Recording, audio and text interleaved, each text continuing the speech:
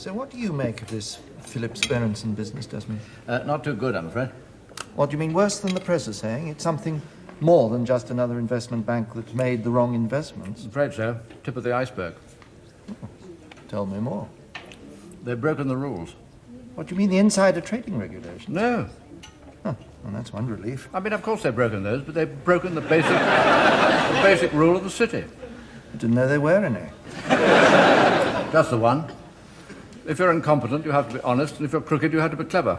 You see, if you're honest, then when you make a pig's breakfast of things, the chaps rally round and help you out.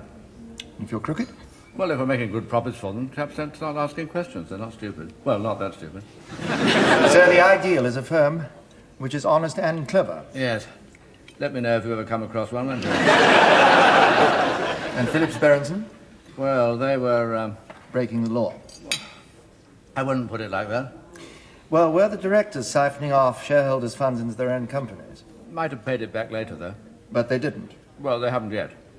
Tax fiddles. Well, they placed their own interpretation on Treasury regulations. Someone has to interpret them. What about the Treasury's interpretation? It didn't seem appropriate. The capital transfers to Liechtenstein companies. Bit of that. Bribery? Well, undisclosed advance commissions to foreign government officials. Bribery. Yes. Oh, thank you. May I have the bill, please? Certainly, sir. Thank you.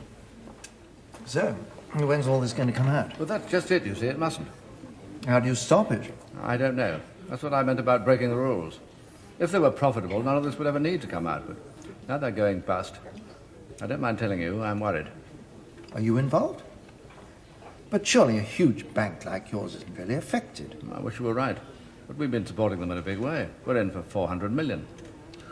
It's all very well for you, Humphrey, but when you've got all that Arab money... at 11%, you'd look pretty silly if you didn't lend it to somebody for 14. There weren't that many people you could trust who'd pay 14. Oh, obviously. And then we kept having to put in more and more to keep them afloat. But if you knew they were crooks... We didn't. But you could have made inquiries. You don't make inquiries of that sort in the city. They seemed like decent chaps. And decent chaps don't check up on decent chaps to see if they're behaving like decent chaps. And ignorance is worth paying £400 million for. Well, ignorance is safety. It's not a crime to be deceived. And it's not our own money, is it? Oh, thank you. So, what's going to happen? Well, there's only one answer.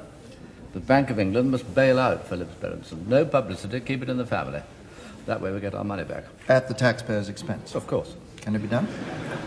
All depends on the new governor of the Bank of England.